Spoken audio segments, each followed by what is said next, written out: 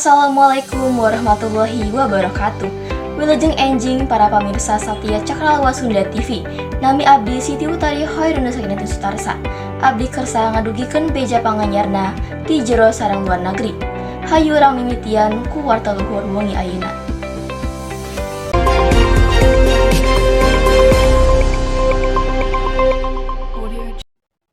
Pemirsa, kejadian tragis ngaguncang komunitas politik Amerika Serikat. Nalika Charlie Kirk, aktivis konservatif jeung pangadem Turning Point USA, anu deket jauh Donald Trump, ditembak nepi ka maot ku peluru sniper anu nembak kana beungna waktu acara publik di Utah Valley University, Orem, Utah, dina Rebo 10 September 2025, kira-kira jam 12 langkung 23 berang waktu lokal. Serangan ieu anu dilakukan ku palaku teu kawentar ti atap gedung caket lokasi acara, nyababkeun korban langsung rubuh jeung maot di rumah sakit. Kronologi kejadian dimimitian sageula acara American Comebacker di halaman kampus Utah Valley University anu diayakeun pikeun ngabahas isu-isu aktual kaos penembakan massal jeung kawanan publik. Charlie Kirk anu make kaos bodas bertuliskan Freedom keur diuk handapeun tenda terbuka ngajawab patarosan ti hadirin. Nalika keur ngobrolkeun topik penembakan massal, tiba-tiba surat tembakan nyaring di arah atap gedung caket lokasi acara, kira-kira 180 meter di tenda. Peluru nembak tepat kena beung Charlie Kirk, nyababkeun anjeunna langsung rubuh ke lantai kalawan darah ngocor. In America over the last 10 years. Counting or not counting gang violence? Great. Panitia langsung mungkas acara, serta paramedik gancang bergegas Charlie Kirk ke rumah sakit pangcaketna. Tapi, alalan kerusakan fatal karena arteri beungna, anjeunna maot 30 menit saenggeus kajadian. Identitas pelaku penembakan aktivis sayap katuhu Amerika Serikat, Charlie Kirk, nyata Tyler Robinson, geus hasil diaman ku FBI. Tyler mangrupikan peserta program magang di Dixie Technical College, Utah. Tyler ditangkap 33 jam saenggeus kajadian penembakan. Bapak Tyler ngarekomendasi dirina tina foto anu dirilis ku FBI.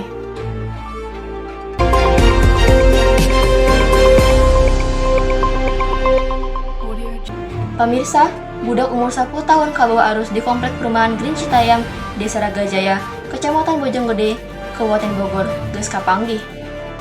Korban diidentifikasi minangka Alvaro, kapanggih ku tim pilarian sarta nyelamatkan gabungan di sabudeureun 10 peuting waktos Indonesia Kulon dinten Jumaah 26 September 2025. Kepala Bidang Darurat dan Logistik Badan Penanggulangan Bencana Daerah Kabupaten Bogor Muhammad Adam Hamdani nandeskeun korban kapanggih maot di wewengkon Depok dekat Pondok Ziden, kajebat awi di sisi Walungan, kira-kira 1 kilometer di titik awal.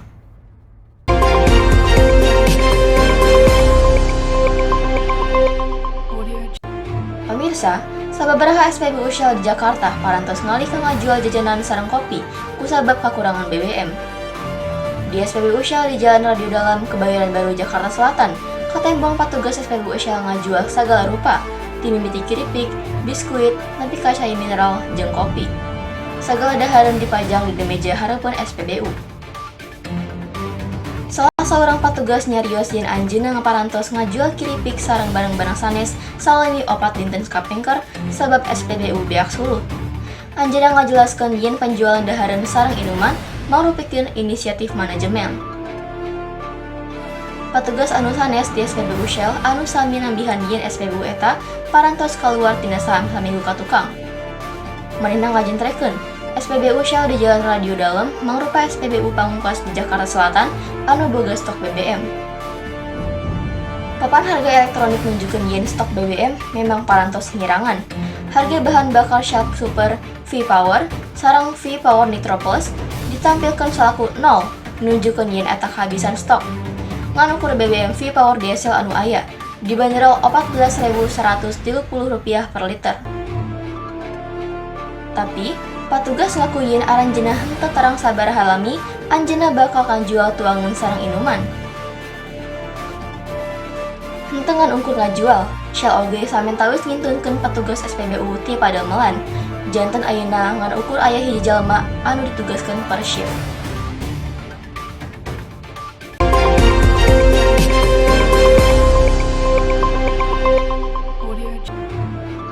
disangka mabok, seorang lelaki anu katelaha ngalungkeun orok nepi ka maot di Desa Gambah, Kecamatan Barabai, Kabupaten Hulu Sungai Tengah, Provinsi Kalimantan Selatan. Pelaku yang hareupa 15 tahun penjara. Kejadian eta lumangsung poe Senin 22 September 2025 kira-kira jam 8 waktu Indonesia Tengah di Jalan Perintis Kamardekaan Desa Gambah, Kecamatan Barabai. Korban nyeta orok awewe umur 8 poe kalayan inisial ST anu maot sanggeus sababaraha kali dialungkeun ku tersangka HA. Dumasar kana pengakuan tersangka jeung pernyataan saksi, HA datang ka imah nu waktu eta nganini korban jeung orok nu aya di imah.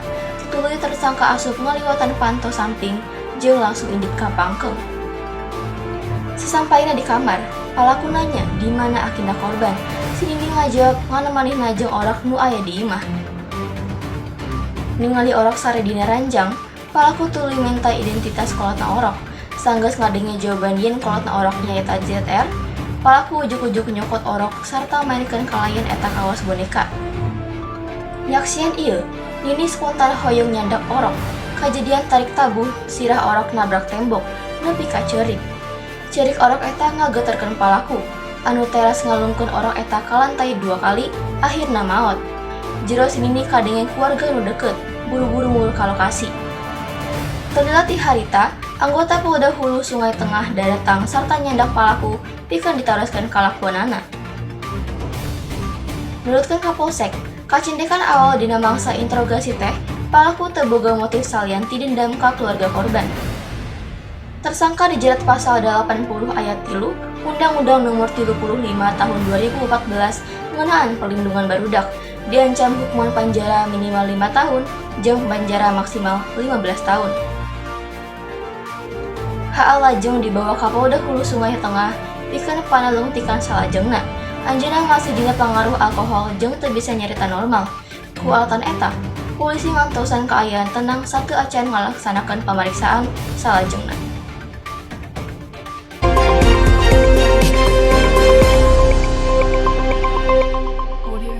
Dina Senin tanggal 8 September 2025 di wewengkon Hollywood, Los Angeles, digemparkan ku pamanggihan mayat nu busuk di bagasi mobil Tesla milik penyanyi David. Mobil Tesla milik David hari tadi parkir di tempat penyimpanan mobil.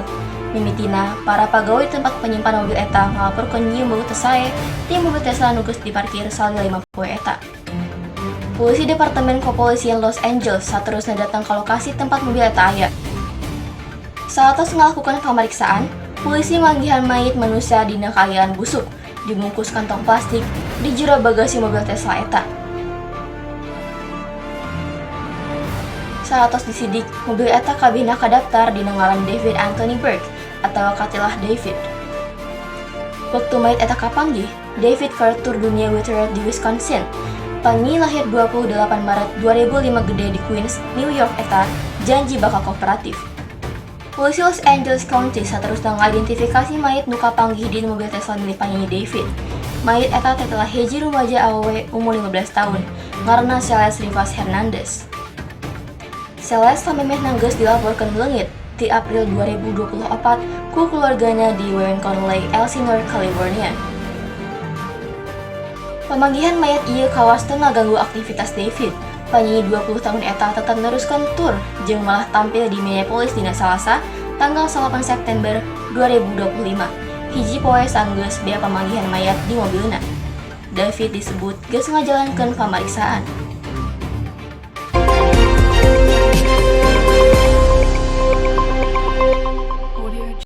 Hatur nuhun tos nonton Cakrawas Sunda TV wengi ayeuna.